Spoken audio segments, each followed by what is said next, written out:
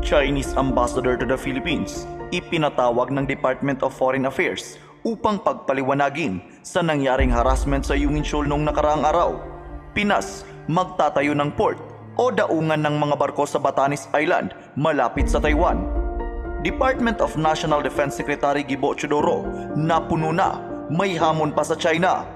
Yan ang mga bagay na pag-uusapan natin ngayon. Kaya't kung bago ka pa lang sa ating channel, ay mag-subscribe ka na at i-click mo na rin ang notification bell para lagi kang updated sa mga kaganapan at modernong kagamitan na ating pag-uusapan.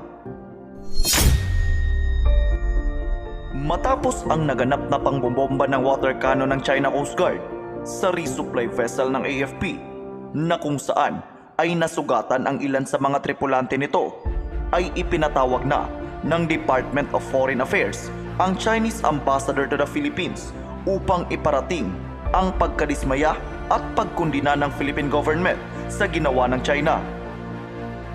Sa pahayag na inilabas ng DFA ay muli nitong iginiit sa China na wala silang karapatan na makialam sa mga aktibidad na ginagawa ng Pilipinas sa katubigang sakop ng EEZ nito. Dagdag pa ng DFA na hindi umano katanggap-tanggap ang mga agresibong galaw ng China sa lugar. Buong tapang din na sinabi ng ahensya na dapat ay lumayas na ang mga inchik sa Ayungin Shoal. Kinwestiyon din ng Department of Foreign Affairs ang sinseridad ng pangako ni Chinese President Xi Jinping na pahuhupain ang tensyon sa West Philippine Sea. Sa ngayon ay hindi pa naglalabas ng sagot ang gobyerno ng China hinggil sa naging pahayag ng DFA.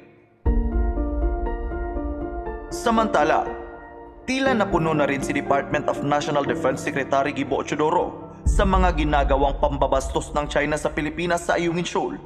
Sinabi ng kalihim na hindi magpapatinag ang Pilipinas sa mga ginagawa ng China sa nasabing lugar. Hamon pa ni Secretary Chodoro sa China na kung matapang talaga sila ay dapat ipakita nito sa buong mundo na sa kanila nga ang Ayungin Shoal sa pamamagitan ng International Arbitration Court. Matatandaan natin ay inanunsyo at sinabi ng Arbitral Tribunal na ang West Philippine Sea ay sakop nga ng 200 nautical miles na EEZ ng Pilipinas at hindi pagmamay-ari ng China. Sa kabila nito ay patuloy pa rin ang ginagawang pag-aangkin ng China sa lugar. Sa kabilang banda naman ay inanunsyo ng gobyerno ng Batanes na magtatayo ang provincial government ng Batanes ng isang port o daungan ng mga barko sa mismong Batanes Island, 200 kilometers lang ang layo mula Taiwan.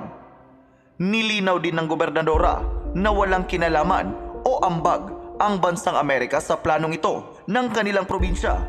Sinabi ito ng gobernadora upang ipabatid at kontrahin ang paniniwala ng China na ginagawa lang umano tayong puppet ng US upang maisulong ang ibang adhikain nito laban sa China.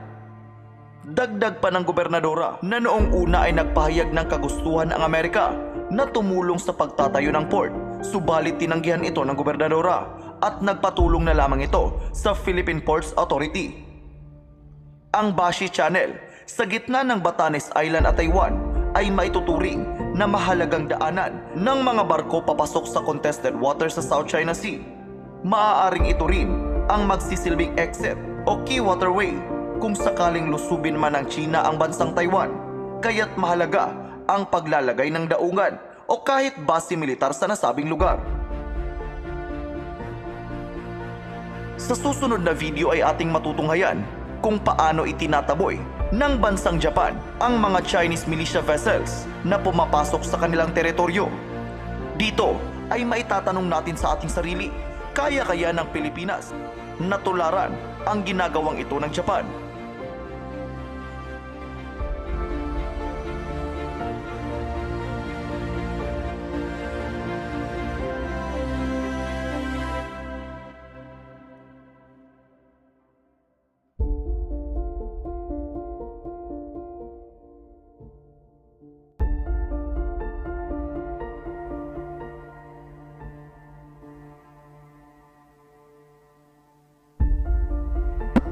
現在、外線後部から、何か物を、巡視船ノバルに対して投げております。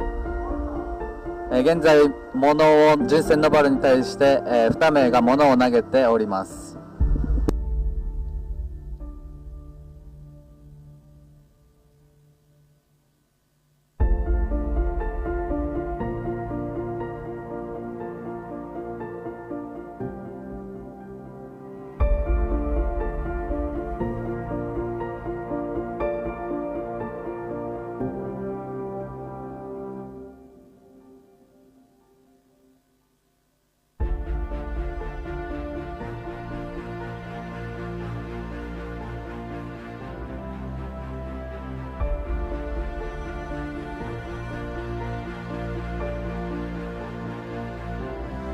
現在、凱旋に対し、ノバルが放水規制を実施中、放水規制を実施中です。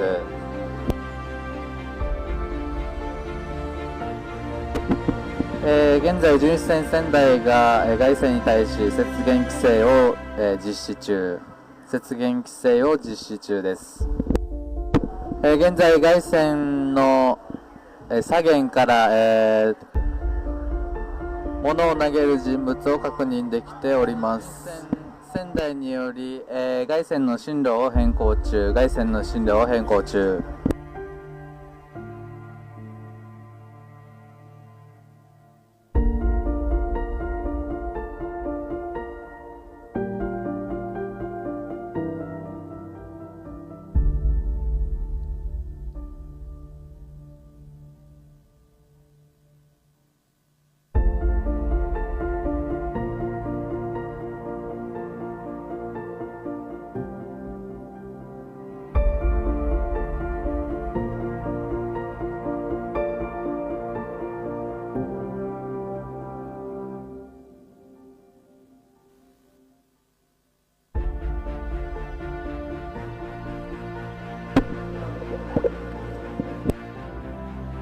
これより筑前搭載機の MH594 の、ヘリテレ映像に切り替えます。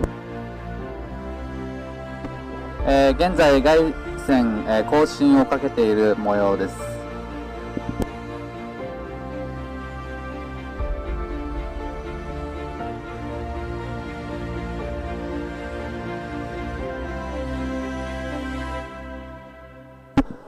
現在、凱旋船首部から、カメラを構えている、人物確認できます。凱旋反転を開始しました。